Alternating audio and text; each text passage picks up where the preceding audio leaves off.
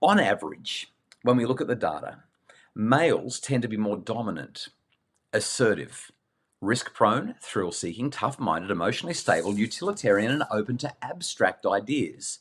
Males also tend to score higher on self-estimates of intelligence, even though sex differences in general intelligence measured as an ability are negligible. In other words, boys and girls, no difference in overall intelligence, but there are differences in terms of how intelligent they think they are. Boys are overconfident. They tend to think that they're smarter than girls.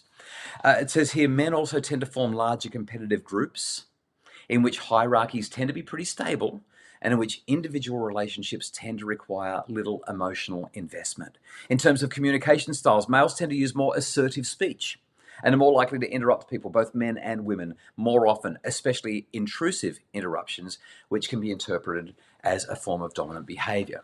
Now, the person who wrote this published it in Scientific American a couple of years ago. He's highly respected as a personality psychologist and knows his stuff. His name is Scott Barry Kaufman. And he says this.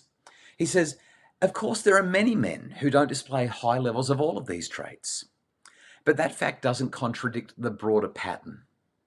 In other words, we've got an average finding. And just because your son or your husband or partner or your dad doesn't fit with that stereotype, it doesn't negate the reality that there is a broad, unmissable pattern that differentiates boys from girls.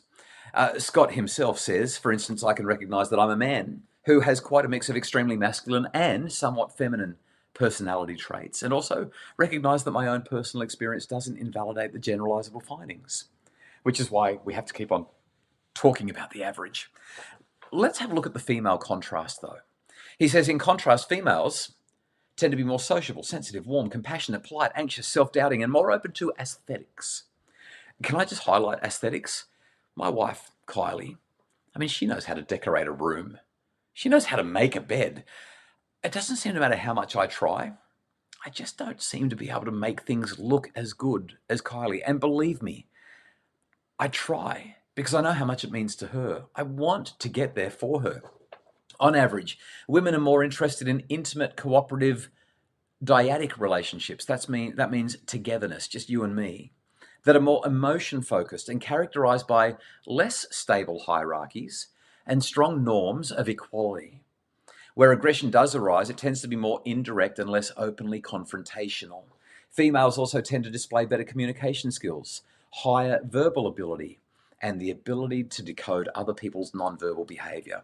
Women also tend to use more affiliative and tentative speech in their language and tend to be more expressive in both their facial expressions and body language. On average, women also tend to smile and cry more frequently than men, although these effects are contextual and differences are substantially larger when males and females believe they're being observed than when they are alone. Now, we could go on and on and on.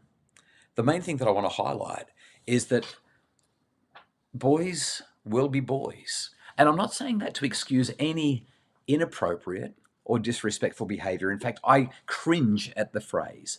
I detest the phrase because it's so often used to excuse the inexcusable. But in the context in which we're speaking right now, it's simply true. We are wired differently.